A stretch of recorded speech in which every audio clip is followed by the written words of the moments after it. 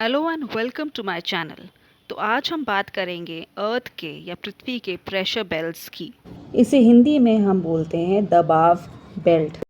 हम पृथ्वी पे एक बहुत ही विशाल हवा के महासागर के नीचे रहते हैं, जिसे हम बोलते हैं एटमॉस्फेयर। तो हवा का अपना एक वेट होता है क्योंकि वो मैटर है। इसकी वजह से वो एक्सर्ट करता है खूब सारा प्रेशर अर्थ के सरफेस के ऊपर। एयर का जो टोटल वेट है या फिर वज़न है वो लगभग 5,000 मिलियन मिलियन टन्स का होता है।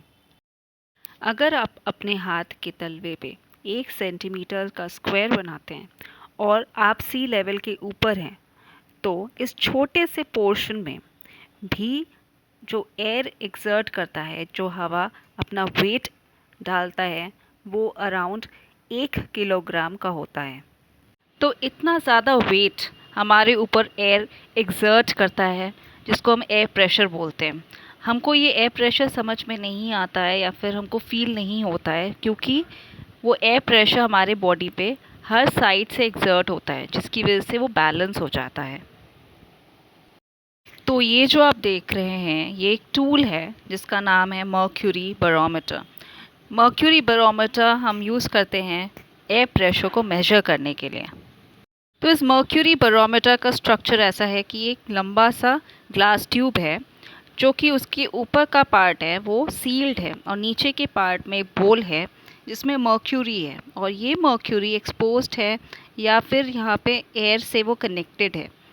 तो कोई भी एयर प्रेशर का चेंज होता है तो वो मर्क्यूरी सरफेस पे एक्सर्ट होता है, जिसकी वजह से हम वो मेजर कर सकते हैं इस पर्टिकुलर ग्लास ट्यूब में, जहाँ पे मेजरमेंट्स बने हुए हैं।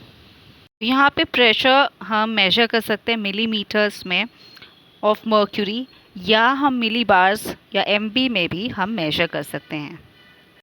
अगर हमारे बैरोमीटर की रीडिंग 760 मिलीमीटर के ऊपर है, तो इसका मतलब है कि ये हाई प्रेशर डिनोट कर रहा है।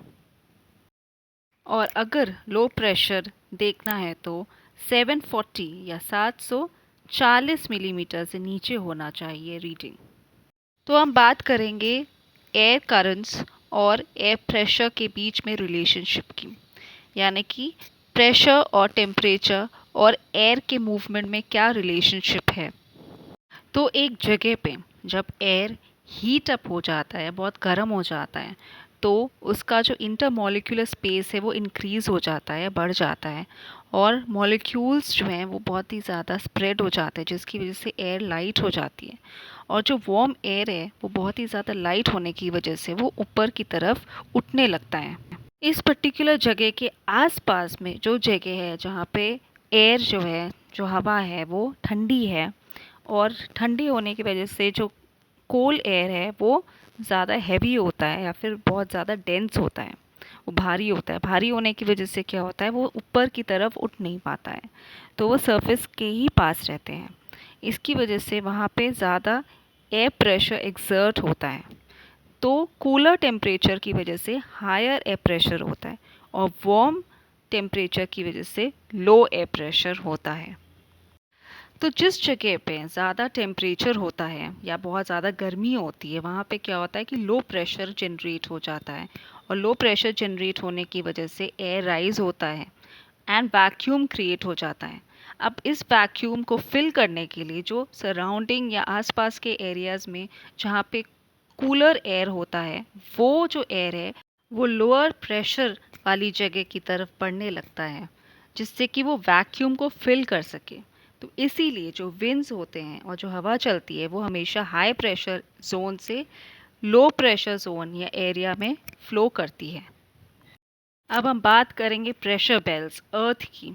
अब अर्थ में कई प्रेशर बेल्ट्स होते हैं जो कि ऑल्टरनेट होते हैं, जैसे कि एक बेल्ट में हाई प्रेशर है तो दूसरे बेल्ट में लो प्रेशर होता है। तो ये पूरे अर्थ में ऐसे ही फैला हुआ है, जिसकी वजह से विंड मूवमेंट्स होते हैं, जिसको हम प्लानिटरी विंड्स बोलते हैं। सो ये जो अर्थ का प्रेशर बेल्ट सिस्टम है, ये दो फैक्टर्स पे डिपेंडेंट है। एक है हीट एनर्जी, जो कि सोलर एनर्जी से हमें मिलता है।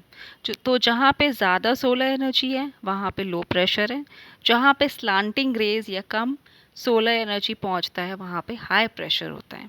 एंड मैंने बताया कि विंड्स हमेशा हाई प्रेशर से लो प्रेशर मूव करते हैं। तो सेकेंड ऑप्शन है या फिर सेकेंड जो फैक्टर है वो है अर्थ का रोटेशन या कोरियोलिस इफेक्ट। तो अर्थ जो रोटेट होती है अपने एक्सिस पे, उसकी वजह से एक एनर्जी क्रिएट होती है जिसको हम बोलते हैं कोरियोलिस इफेक्ट, जिसकी वजह से विंड्स एक पर्टिकुलर डायरेक्शन में मूव करता है। तो सबसे पहले हम बात करते हैं इक्वेटोरियल लो प्रेशर बेल्ट की, जो कि इक्वेटर के पास है। ये 10 degrees north and south of the equator पे सिचुएटेड या फिर होता है। ये जो बेल्ट है ये बहुत ही नैरो बेल्ट है, जो कि लो प्रेशर बेल्ट है। इक्वेटर जो कि अर्थ को दो पार्ट्स में डिवाइड करता है, एक नॉर्दर्न हेमिस्फीयर और दूसरा सदर्न हेमिस्फीयर। ये सबसे बड़ा सर्कल है अर्थ का, जिसको हम ग्रेट सर्कल बोलते हैं, जो कि 0 डिग्री पे सिचुएटेड है। और यहाँ पे एक छोटा सा बेल्ट है जिसको हम लो प्रेशर बेल्ट कहते हैं, क्योंकि यहाँ पे सबसे मैक्सिमम जो हीट एनर्जी है वो यहाँ पे पाया जाता है। तो इक्वेटोरियल रीजन जो है बहुत ज़्यादा गर्म है, बिकॉज़ वहाँ पे वर्टिकल रेज या डायरेक्ट रेज ऑफ द सन पहुँचता है, क्योंकि अर्थ का जो शेप है वो जो इक्वेटर के पास है वो बल्ज करता है या ऊपर की तरफ है। और पोलर रीजन की तरफ जब हम जाएंगे तो वो थोड़ा सा स्क्वीज इन हो जाता है, जैसे कि एक ऑरेंज होता है, ऑरेंज का जो शेप है वैसा ही। तो इक्वेटोरियल रीजन में जहाँ पे डायरेक्ट रेज फॉल होती है वहाँ पे एयर गर्म होके वो राइज होती है, बिकॉज एयर लाइट होती है। तो इस एरिया में बहुत ही ज़्यादा कम विंड्स ब्लो होते हैं, बिकॉज यहाँ पे एयर ऊपर की तरफ उठता है और बहुत ही ज़्यादा गर्म होता है। इसकी वजह से इस जो पर्टिकुलर रीजन है उसको हम डोल्ड्रम्स बोलते हैं। तो डोल्ड्रम्स का एक्चुअली मतलब होता है डिप्रेशन या बहुत ही ज़्यादा काम, क्योंकि यहाँ पे एयर इतना काम है कि यहाँ पे डिप्रेशन होने लगता है, इसकी वजह से इसको डोल्ड्रम्स भी बोलते हैं। जब हम इक्वेटोरियल रीजन या 10 degrees north and south of the equator से 30 डिग्रीज नॉर्थ एंड साउथ पे जाते हैं, यानी कि ट्रॉपिकल रीजन आ जाता है। अब इस रीजन में क्या होता है कि टेम्परेचर कूल है as compare to equatorial region. यहाँ पे थोड़ा सा टेम्परेचर कम होता है इक्वेटोरियल रीजन से। यहाँ पे क्या होता है कि जो वार्म एयर था जो इक्वेटर से ऊपर की तरफ उठता है या राइज होती है, वो वैक्यूम क्रिएट करती है, जिसकी वजह से जो कूलर एयर है जो ट्रॉपिकल रीजन में पाया जाता है, क्योंकि वो कूल है। कंपेयर करेंगे अगर हम टेम्परेचर को, ट्रॉपिकल रीजन में कम टेम्परेचर होता है इक्वेटोरियल रीजन से, तो जो कूलर एयर है वो ब्लो इन करती है उसकी जगह लेने के लिए। तो हाई प्रेशर से हमेशा लो प्रेशर पे विंड्स ब्लो होती है। तो यहाँ पे हाई प्रेशर क्रिएटेड है क्योंकि यहाँ पे लो टेम्परेचर है। सो द ट्रॉपिकल रीजन में जो है हमारा लो टेम्परेचर है as compare to equatorial region. तो ट्रॉपिकल रीजन में हाई प्रेशर बेल्ट हुआ, तो ट्रॉपिकल रीजन से विंड्स ब्लो होते हैं इक्वेटोरियल रीजन की तरफ। सो जो लैटिट्यूडल एक्सटेंड है 20 डिग्री से 30 डिग्रीज तक, इसको हम बोलते हैं हाई प्रेशर बेल्ट या फिर हॉर्स लैटिट्यूड्स। यहाँ पे ट्रेड विंड्स ब्लो होते हैं। जो विंड्स ट्रॉपिकल रीजन से इक्वेटर की तरफ बढ़ते हैं उसको हम ट्रेड विंड्स बोलते हैं। तो ये जो पोर्शन है इसको हम हॉर्स लैटिट्यूड्स इसलिए बोलते हैं क्योंकि यहाँ पे बहुत ज़्यादा विंड्स ब्लो होता है। सो 30 degrees north and south of the equator जो है वो उस बेल्ट को हम बोलते हैं हॉर्स लैटिट्यूड्स। तो इस बेल्ट को जो कि 30 degrees north and south of the equator, इसको हम हॉर्स लैटिट्यूड्स बोलते हैं। इसके पीछे एक कहानी है और वो ये है कि मिडीवल टाइम में जब सेलर्स या मर्चेंट्स जो हैं वो ट्रैवल करते थे, बहुत दूर दूर जाते थे शिप्स में और अपने साथ बहुत सारा सामान लेके जाते थे, तो इस पर्टिकुलर बेल्ट में क्या होता है कि ट्रेड विंड्स इक्वेटर की तरफ ब्लो होती हैं। तो इसी की वजह से क्या होता है, एंटी साइक्लोनिक कंडीशंस क्रिएट होते हैं। बहुत ही हल्की विंड्स ब्लो होती हैं और जो शिप्स थे बहुत ज़्यादा हैवी हो जाते थे, तो वो आगे ही नहीं बढ़ते थे। इसकी वजह से जो सेलर्स थे वो क्या करते थे, अपने हॉर्सेस को, जो अपने घोड़ों को, वो सी के ऊपर, सी में जो है वो गिरा देते थे, जिससे कि उनका जो शिप है वो थोड़ा लाइट हो जाए और वो आगे की तरफ सेल कर सकें। तो इसी की वजह से ये जो बेल्ट है इसको हम हॉर्स लैटिट्यूड्स भी बोलते हैं। ये जो बेल्ट है यहाँ पे बहुत सारे रेगिस्तान या फिर डेजर्ट्स भी पाए जाते हैं, जो कि अफ्रीका और एशिया में फैले हुए हैं।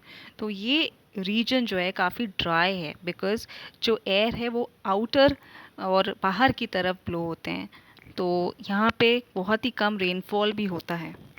अब हम जाएंगे और ऊपर की तरफ टुवर्ड्स द पोल्स, तो 60 to 65 degrees north and south अगर हम पहुँचे, जो लैटिट्यूडल एक्सटेंट है उसको हम बोलते हैं सर्कमपोलर लो प्रेशर बेल्ट। अब वैसे तो ये हाई प्रेशर बेल्ट होना चाहिए बिकॉज़ यहाँ पे टेम्परेचर बहुत ज़्यादा ठंडा होता है, कूल होता है। ये रीजन टेम्परेट रीजन भी बोलते हैं, तो यहाँ पे टेम्परेचर कम होता है। लेकिन अगर हम कंपेयर करेंगे फ्रिजिड जोन से, जो कि पोलर रीजन के पास में है, जैसे कि north pole and south pole, तो कंपेयर अगर हम करेंगे तो ये वाला जो रीजन है ये ज़्यादा वार्म हुआ एज़ कंपेयर टू वो रीजन जो कि north pole and south pole के एकदम करीब है, जिसको हम बोलते हैं फ्रिजिड जोन। तो यहाँ पे एक सर्कुलेशन ऑफ एयर क्रिएट होता है। यहाँ पे जो टेम्परेचर है कंपैरेटिवली वार्मर है as compare to the polar region, तो एयर राइज हो जाती है, जिसकी वजह से ये जो वार्म एयर है वो जाती है towards the pole region, that is the north pole and the south pole, और वहाँ से जो एयर है वो यहाँ तक आती है क्योंकि उस पर्टिकुलर बेल्ट में ज़्यादा कम टेम्परेचर है। तो अगर हम पोल्स पे जाते हैं, जैसे नॉर्थ पोल है एंड साउथ पोल है, वहाँ पे बहुत ही कम टेम्परेचर है, जहाँ पे सबसे कम टेम्परेचर है, जिसकी वजह से जो एयर है बहुत ही ज़्यादा कोल्ड होती है। एंड कोल्ड एयर मैंने बताया था बहुत ज़्यादा डेंस होती है, हैवी होती है, तो वो डेंस एयर जो है वो ब्लो करती है सर्कमपोलर लो प्रेशर बेल्ट की तरफ, जो कि 60 डिग्रीज़ के आसपास होती है। तो जो पोलर रीजन्स है वहाँ पे आइस कैप्स इसीलिए पाए जाते हैं क्योंकि वहाँ पे बहुत ही ज़्यादा कम टेम्परेचर है, बहुत ही लो प्रेशर होने की वजह से यहाँ पे जो एयर है बहुत ज़्यादा डेंस है, और यहाँ पे पोलर आइस कैप्स या फिर पर्मा फ्रॉस्ट भी पाया जाता है।